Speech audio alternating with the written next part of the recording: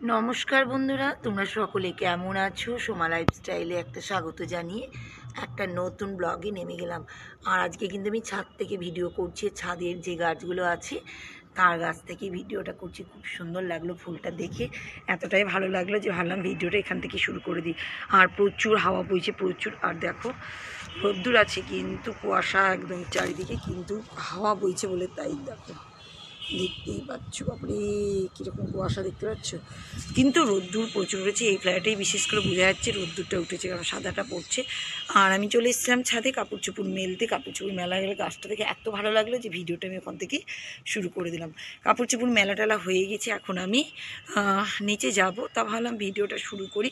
আর রোদ্দুর দেখো কেমন সুন্দর রোদ্দুর, দেখেছো? ঝলমলে ঝলমলে রোদ্দুর। কিন্তু নিচে তো গেলে আবার সে আর সূর্য মামা ওই দেখো। আমি তো দেখতেই পাচ্ছি না, এত রোদের তাপ যে কী বলবো তোমাদেরকে। তা যাই হোক, এবার নিচে আর ছাদ থেকে নেমে এসে অনেকটাই কাজ করে নেওয়ার পরে আবার ভিডিওটা কন্টিনিউ করছি। চাটা খেয়ে নিয়েছি, তারপরে হচ্ছে অনেক কিছুই করে নিয়েছি জানো তো। দেখো ভাতও হয়ে গেছে জানো তো। ভাতটা নামিয়ে নেবো, জল টল ভরা অনেক কিছু করে নিয়েছি। আর এখন আমি ভাতটা ঝেড়ে নেবো, তারপর পেঁয়াজও কাটছিলাম ওটস করবো বলে। দেখলাম ভাতটা হয়েই গেছে, তো ভাতটা নামিয়ে নিই। একটু বলতো তাড়াতাড়ি করে নিলে ভালো, তাড়াতাড়ি টাইম তো হয়ে যাচ্ছে ঠিকই। মুশকিল ব্যাপার, কিছু করার নেই। আর তোমরা কি জানি লক্ষ্য করছো কিনা আমার এই গাছটাকে। এটা কিন্তু আর একটা গাছ আমি কিন্তু নিয়ে এসেছি ব্যালকনিতে, তিনটে তো আছে এরকম। এটা আর একটা নিয়ে এসেছি, কারণ এটা দেখছি এবার এটা থেকে না ছোটো ছোটো ছোটো ছোটো ডাল বেরোবে মাঝখান থেকে, জানো তো। তখন তো দেখাবো তোমাদেরকে, কিন্তু আমি নিয়ে এসেছি। কিন্তু এটাকে তোমরা কি জানি লক্ষ্য করেছো কিনা, আমি সেজন্যই আমি বললাম দুদিন ধরে আমি নিয়ে আসছি। তা অনেক জায়গায় লক্ষ্য করে কমেন্ট করে, আমি দেখছি কমেন্ট করেনি, সেই জন্য আমি বললাম তোমাদেরকে। দেখি তো তোমরা লক্ষ্য করেছো কিনা। আমি বসে পড়েছি সেই আমার সবজি কাটার জায়গায়, তোমরা জানোই। তাই এটা কী বলো তো, এটা হচ্ছে বিট। আর এখানে কিছুটা আছে গাজর, আর কিছুটা নিয়ে এসছি এখানে।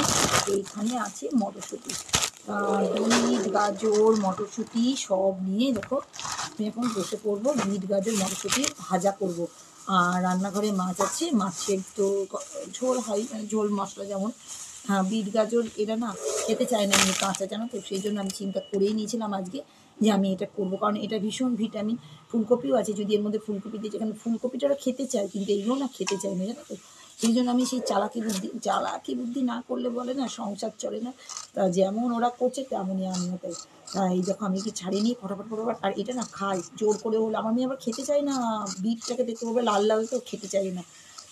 জোর করে বলো খারে খারে খারে করে করে নিজে খাই দিলে না, আমি যদি খাই দিই সব খেয়ে নেবে, নিজের হাতে কিচ্ছু খাবে না। রুটিটা একটা রুটি তারও অর্ধেক খাই, জানো কি যন্ত্র। দেখো তেল চাপিয়ে দিয়েছি আর সব কেটে কেটে নিয়ে চলে এসেছে। বিট অনেকটাই, গাজর মটরশুঁটি, আলু দিইনি। সবসময় আলু আলু আলু আর আলু না। আর দেখো একটা শুকনো লঙ্কা, কাঁচা লঙ্কা, পেঁয়াজ, আরে ও কালো জিরে দিতে ভুলে গেছি, দেখেছো? মানে কী বলবো, ভুলেও যায় কাজ করতে করতে না চারিদিকে।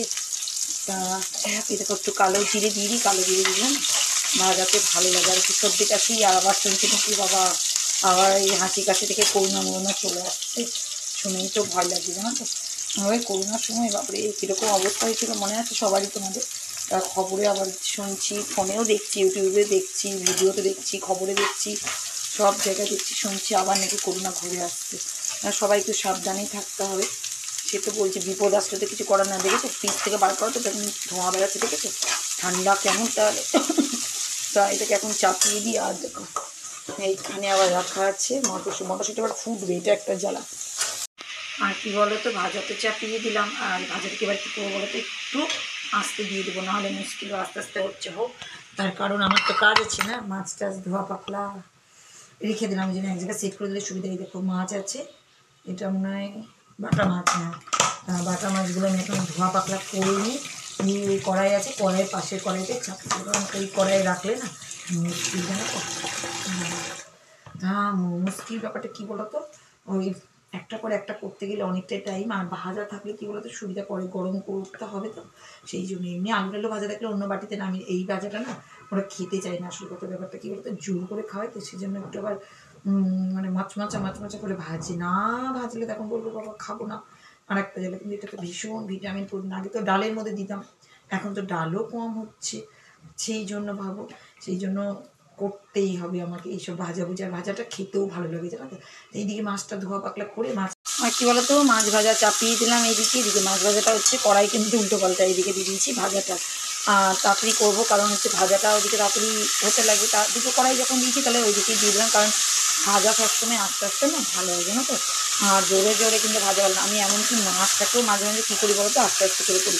এই যে উল্টে দিলাম, যখন একটু জোরে দেবো কারণ এখন না জোরে দিলে ভালো হবে না, কারণ স্বাস্থ্যটা শীতকাল তো ওই জন্য। আর এটা কিন্তু দেখো আস্তে দিয়েছি মিডিয়ামে, এমনকি আরও একটা আমি সময় দিয়ে দিই।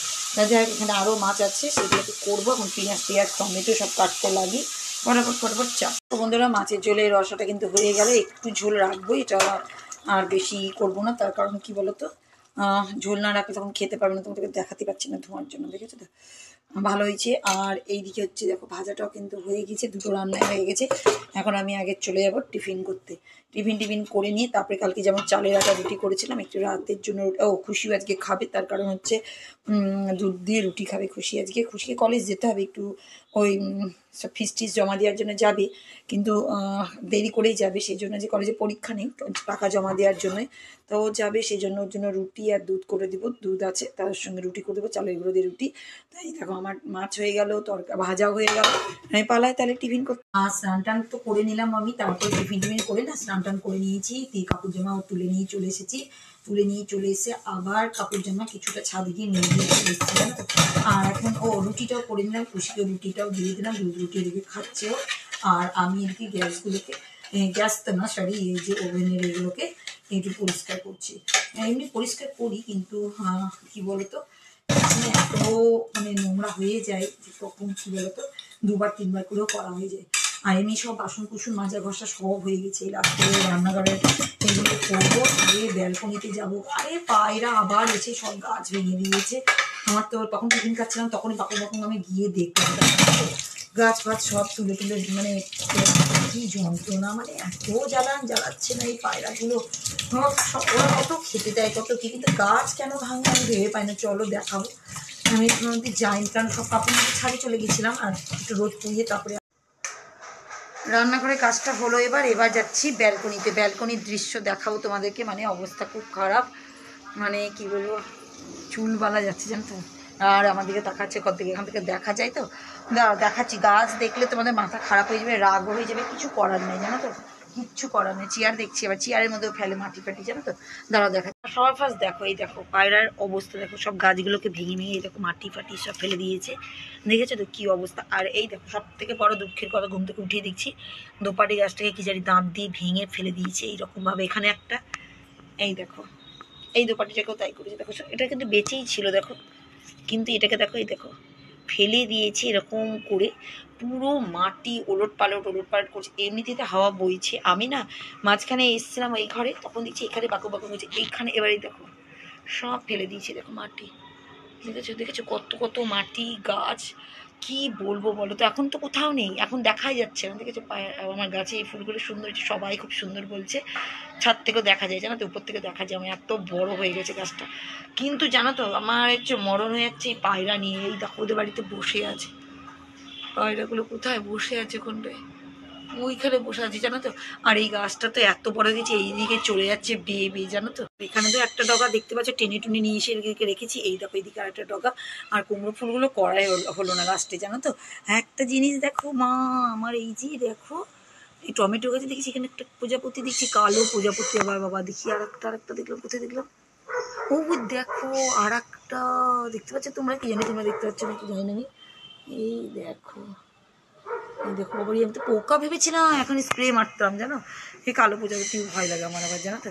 যাই হোক এখানে তো টমেটোটা হয়েছে, কিন্তু অন্যগুলো তো না আবার আসছে। আমি ভালো করে দেখার চেষ্টা করি, চোখ দিয়ে না ভালো করে দেখতে পাচ্ছি না। গাছটা দেখো বেয়ে কোথায় উঠে গেছে একদম উপরে, টুং করে লম্বা। এগুলো না মাথা কেটে দিয়েছিলাম বলে ছোটো ছোটো হয়ে আছে, এর মধ্যেই দেখো ফুল আসছে, ঠিক আছে ছোটো ছোটো। এটা কিন্তু ইউটিউব থেকে শেখা আমার জানো তো, গাছের মাথা কেটে দেওয়ার জন্য।